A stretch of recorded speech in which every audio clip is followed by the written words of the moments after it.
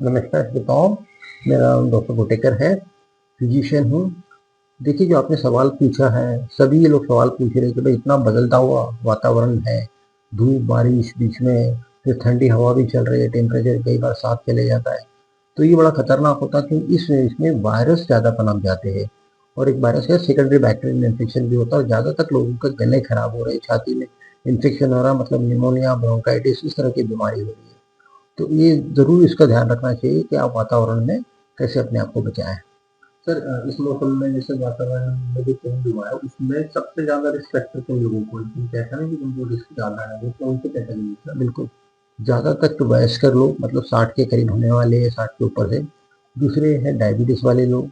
तीसरा, kidney infection हुआ, जिनके डायबिटीज़ किडनी की इंजरी हो, क्रॉनिक किडनी डिसीज हो गए, या जिनको इम्यूनिटी जिनकी वैसे ही लो है, उन लोगों के, या एकदम दुबले पतले इम्यूनिटी लो वाले लोग, इन लोगों को ज़्यादातर होता है।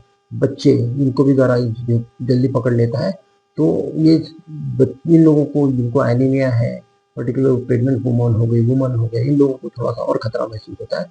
इन लोगों ने अपनी तरफ सेहत की तरफ ज़्यादा ध्यान देना चाहिए। और सर जो नवजात बच्चे हैं अभी हाल ही में उनका जन्म हुआ है 10 दिन पहले उनके लिए क्या सेहत के टिप्स रहेंगे सर? देखो, दिहाड़ी मजदूर वालों को तो वैसे ही, क्योंकि वो मेहनती रहते हैं, बट लेकिन जहाँ पे वो काम करते हैं वहाँ धूल मिट्टी और इस तरह का वातावरण होता है, इन्फेक्शन ज़्यादा पनपता है। तो इन लोगों ने अपने सेहत का ध्यान इस तरह से कि अपने, इससे बचाए, कान पे टोपी लगा ले, गले के अंदर मफलर लगा ले, ताकि ठंडी हवा का इनको, क्योंकि गले में जो होता है ठंडी हवा की वजह से टॉन्सिल, जो फारिंक्स में जो बैक्टीरिया होते हैं नॉर्मल, वो ग्रो कर जाते हैं फास्ट, और उसमें सेकेंडरी बैक्टीरियल इन्फेक्शन होता है। तो इन लोगों को अपना खान पीन का भी बहुत अच्छे से ध्यान देना है, क्योंकि सुबह से शाम तक मजदूरी करके खाना की तरफ ध्यान नहीं रहता, वो ज़रूरी है। और शराब वगैरह ना पिए, इस तरह से बच के रहे। सर इस सीजन में कुछ ऐसा आप फूड बता सकते हैं जो खाने चाहिए और जिनको अवॉइड करना चाहिए अगर हम खान पान की बात करें तो? देखो, जहाँ तक खाने की बात है, शुद्ध शाकाहारी अच्छा रहता है। जो नॉन वेजिटेरियन वो भी खाएं, उसमें कोई दिक्कत नहीं है। सॉरी। हाँ, तो एक बेसिकली, लेकिन जिसे बैलेंस डाइट कहते हैं, विटामिन मिनरल से भरपूर वाला जो डाइट होता है, वो कुछ फल जैसे होते हैं, गरीबों के लिए केले का फल अच्छा माना जाता है। इस तरह के कुछ फल जिसमें आयरन हो, कैल्शियम हो, मल्टीविटामिन हो, इस तरह के जरूर लेने चाहिए। और विटामिन सी की मात्रा भी आज के सेवन में जरूर होना चाहिए। और जैसे कि धूप आती है लेकिन फिर बारिश आती है, तो विटामिन डी का भी सेवन करना चाहिए।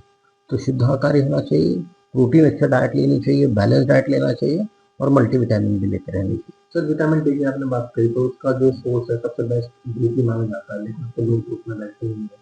तो क्या फिर टेस्ट करा के इसकी सप्लीमेंट शुरू कर देना ठीक है सर? बहुत ही अच्छा सवाल पूछा है। पाया ही गया है कि इंडिया में भला ही धूप का माहौल रहता है, और इस मौसम में जैसे बारिश आ रही है, धूप कम हो रही है, तो यह देखा गया है कि करीबन 80 से 85% लोगों को विटामिन डी की कमी होती है, मतलब डेफिशिएंसी होती है। तो ज़्यादातर ये है कि विटामिन डी का सप्लीमेंटेशन लेना है। एक तो आप अपनी वैल्यू चेक कर लीजिए, अगर वो 30 के नीचे है तो आपको ज़रूरी है, 20 के नीचे भी बहुत लोगों की होती है। तो आपको 6 हफ्ते 60,000 यूनिट्स पर वीक, ऐसा 6 हफ्ते तक लेना है। और उसके बाद हर महीने में विटामिन डी का एक कैप्सूल हो या सैशे फॉर्म में हो, ज़रूर लेते रहना चाहिए। साल में 2-3 महीने का गैप पड़ जाए तो चलेगा, ताकि आपका विटामिन डी ले। तो एक बार महीने में लेते रहे तो ऐसा ज़रूरी नहीं कि कैल्शियम और विटामिन डी भी साथ में लेना पड़े, उसकी ज़रूरत नहीं पड़ती है।